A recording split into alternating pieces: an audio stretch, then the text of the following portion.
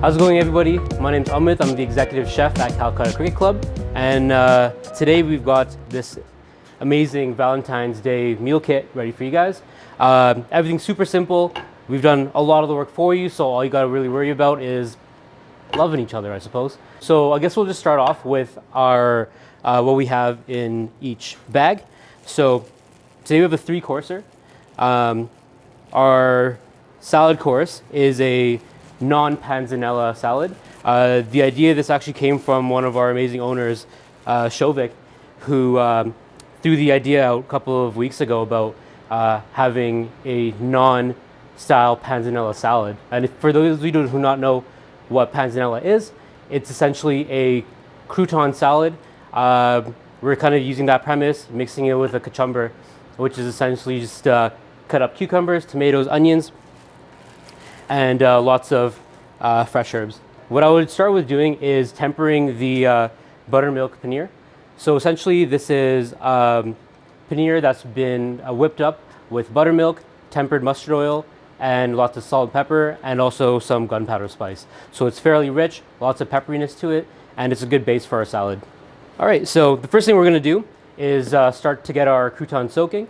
So right here we have our salad vegetable mix. This has cucumber, tomato, radishes, onion, as well as some torn radicchio.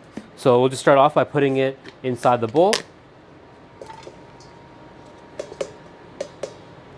And also tossing in our non-croutons. Now just find your lime and cilantro vinaigrette, and all we're going to be doing is giving it a quick shake just so that everything's emulsified together, and then using all of it to dress the salad.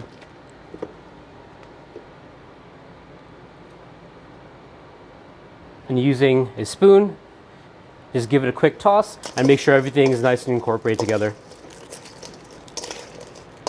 You don't need to worry about the seasoning either because it made it easy for you as well, and just incorporated everything in the vinaigrette. Once that's tossed up, just gonna let it sit for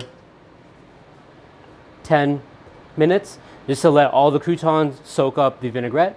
And what's gonna happen is it's gonna have a little bit of crunch to it, but also still make it a little bit soft so it's not too hard to eat. Alrighty, now after the croutons have soaked, just give it one more last toss just to make sure everything is nicely incorporated together. Now locate the buttermilk paneer that's been tempering. You want to have it outside maybe for at least half an hour just so it's not fridge cold. Now all we're going to do is get the whipped buttermilk paneer and just lay it on the base of your plate or bowl or whatever you prefer to eat out of, and smear it around. Now all we need to do is get the salad mix and place it in your bowl. All this needs to get finished off with is a little bit of our onion seed and some finishing salt. And that's it. Here's our non-panzanella salad. All right guys, now we're on to our main dish. So what we have today is a bone-in 20-ounce ribeye. We're gonna be serving that with aloo gobi, which is just potato and cauliflower curry, as well as gunpowder vegetables. So what I would start off by doing is having the steak resting on your counter for at least 45 minutes before you start doing this. The steak is already cooked off and it's sous vide and it's perfectly medium rare as of right now. So all you need to do is really give it a sear and baste it with a little bit of our green chutney compound butter, and it'll be good to go. So we're just gonna start off by warming up our aloo gobi. Again, everything is already good to go for you, so all you gotta do really is take it out of the container, put it in a small pot or pan,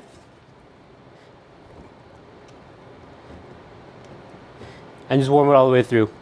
What I do recommend is having this on a lower temperature, just so you don't scorch the bottom, and that way it warms all the way through without having that charred bitter taste to it. While the aloo gobi is warming up, all we need to do is start off with using a oven safe pan or cast iron pan and have it at essentially high heat. What we're going to be doing is getting a nice good sear on the steak.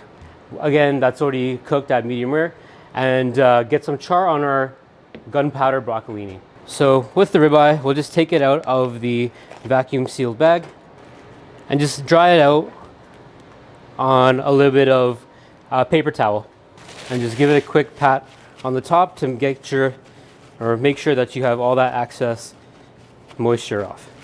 Once the steak is nice and patted dry, we're just gonna find the salt and pepper mix that's already included in the kit, and we're just gonna liberally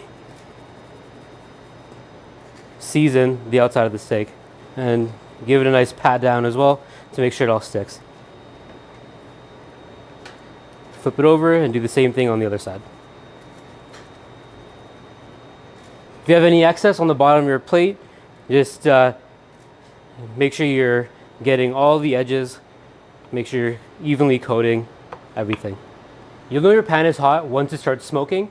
So at this point, what I would do is add in a little bit of oil, and using a pair of tongs, just pick up your steak and locate the fatty side. It's usually on the opposite side of the bone, and we'll get that and start searing and rendering off that fat. This process should only take about 45 seconds to a minute, but it's very crucial just to make sure that the entire fat cap is nice and rendered. So for searing the steak, I would highly recommend using an oil with a higher smoke point, just so you don't fume out your house. So either a canola oil or a grapeseed oil would do just fine. While that's searing, I'm just gonna find the broccolini. This has already been blanched off, so it's already cooked all the way through. And we're just gonna be adding these to the side of the pan with the steak. This broccolini has been marinated with a lot of mustard oil, ginger, garlic, and chili flakes as well. And salt and pepper, of course. Maybe every 15 seconds, I'll just check on the bottom of the steak, making sure that your temperature is not so high that it scorches the bottom, but also high enough for it to have a nice char, which is exactly what we have right now.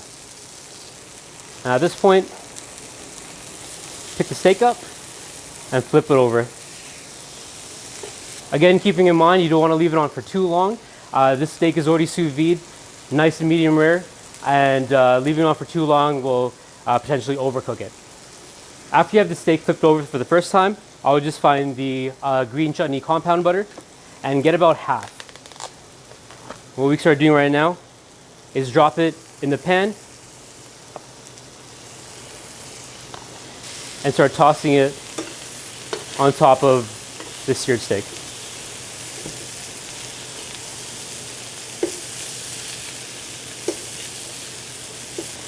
Now take a look at the broccolini. Just want to make sure that it has a nice deep char on it, and give it a flip over. All right, so once the steak has been nicely basted, I'll just have it resting on the side along with the broccolini. Now, considering that it's already cooked in sous vide, you don't need to wait for it to rest for so long as you would do when you freshly cook the steak. So 3 minutes is more than enough time to let this rest. So while the steak's resting, I'll just locate our mushroom sauce. This is a base that we use at our restaurant as well. And this is essentially black pepper, lots of cream, and reduced beef stock as well. I'll just take out the package and find a small pot and empty it out. In here we have creminis as well as shiitake and oyster mushrooms. All you need to do with this sauce is have it on a low heat and just gently warm it through. And this would be used as either on the side or right up on top of your steak. Just keep in mind, while this is all going on, you still have your aloo gobi that's back on the side. So give it a stir occasionally, making sure it doesn't scorch on the bottom. But if you do have the temperature fairly low, that shouldn't be an issue. After the steak has been resting for about 3 minutes, what we're going to do is either using your hands or using the tongs, we're just going to pick it up and take the bone out. I recommend using a very sharp knife. This knife in particular I got from my very own girlfriend as a Christmas gift, and it's my favorite thing ever, and I love her. So we'll just start by picking up the steak and guiding the knife along the bone without digging too close to it. You're just gonna slowly start inching to the center, and it's gonna start tapering off near the end.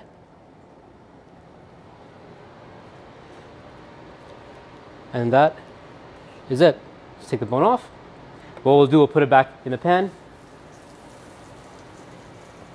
And now we're just gonna go against the grain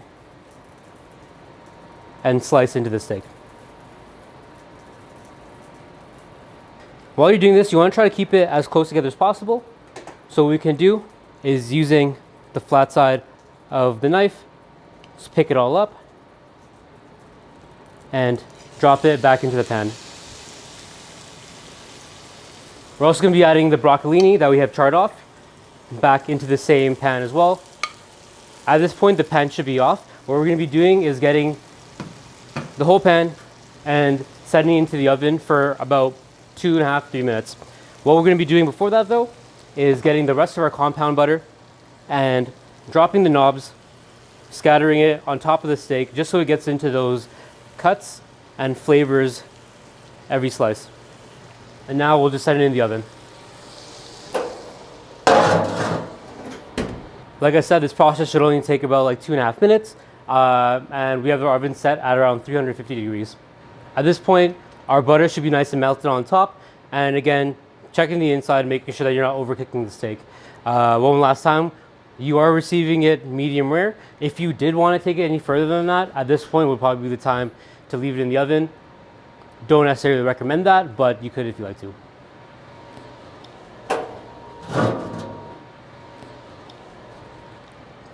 So just take the aloo gobi that's been warmed through, just have it on the plate. This is all up to you. You can plate it however you like. You can have it in separate bowls, but today we're just going to be putting it all together on one plate. Make sure as well that once you take the pan out of the oven, you're using either a rag or an oven mitt, because you don't want to be grabbing onto a hot pan.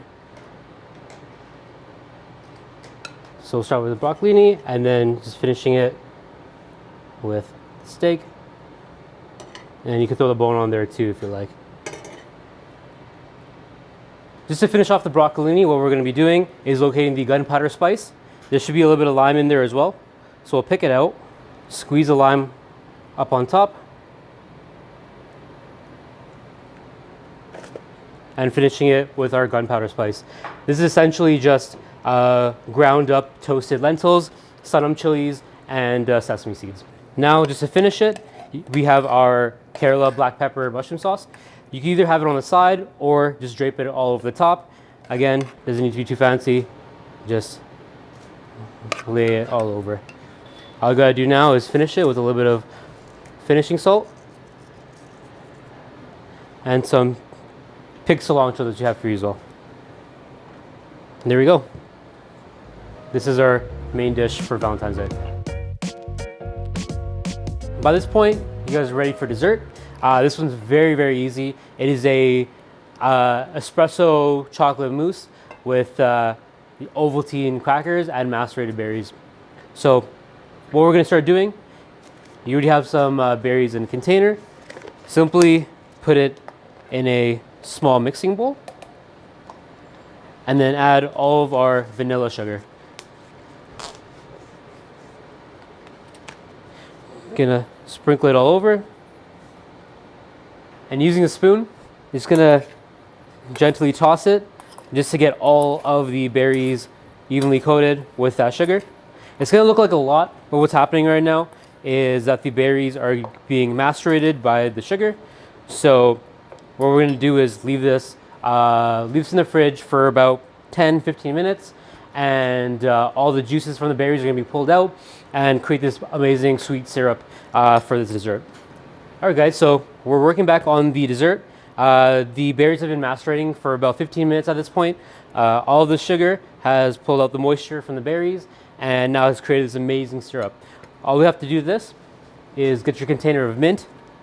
It's already nice and sliced up for us, and just throw in some fresh mint into the berries and give that one last toss.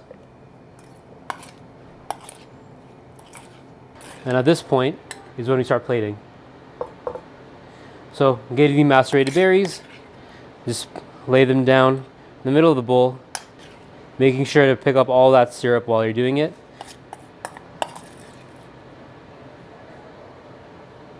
We are using 70% chocolate, so it's dark chocolate in here, with cream and espresso as well. We're also flavoring this with a little bit of Ovaltine.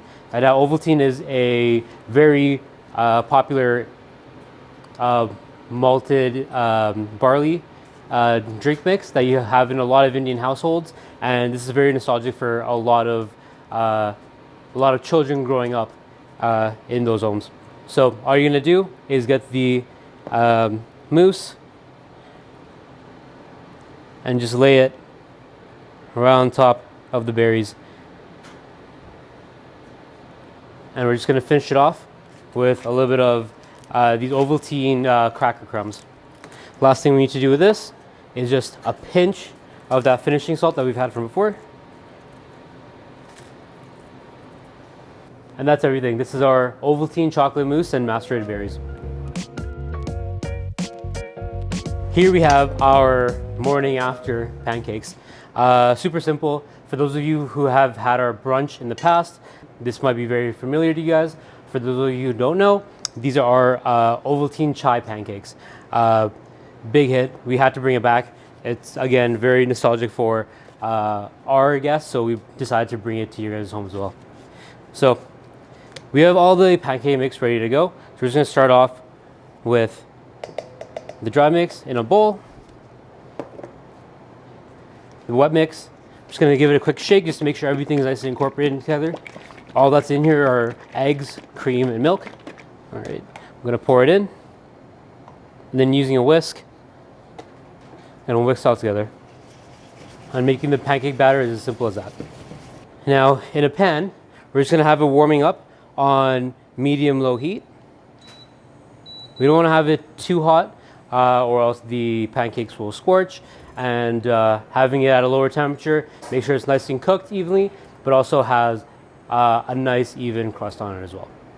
So I would recommend using a non-stick pan. If you have a flat top at home, obviously that'd be great to use as well. What I like to do is put a little knob of butter or some oil in the pan and then give it a quick wipe. I don't usually have so much butter in my pancakes. Sometimes I just have it right on top, but to get a nice even crust, this is the method I found works the best. Is once the pan is up to temp, you can know, because you could have your hand sitting there for a few seconds and it's not overly hot. You can always start off with a little bit of a test with the batter, but we're just gonna go in today just straight ahead and drop the pancake mix right in the middle. Now you can make them as large or as small as you like. It's totally up to you. You'll know your pancake is ready to flip once you pay attention to the top part. You'll notice that a bunch of bubbles are expanding and some are popping. Once all of them start to pop, then you know it's time to flip. If you wanted to take a peek underneath, just make sure that it's not too delicate, and then you could probably take a little look underneath to see if the color is good on that. If not, you could just let it wait for a little bit.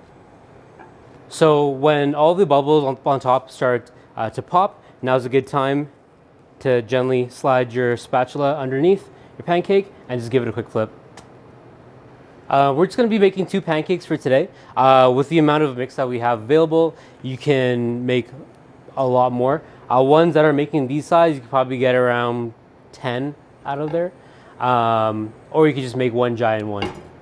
Now that we have our pancakes cooked off, we're just going to finish it off with all of our toppings. So we're going to start off with a little bit of this berry compote.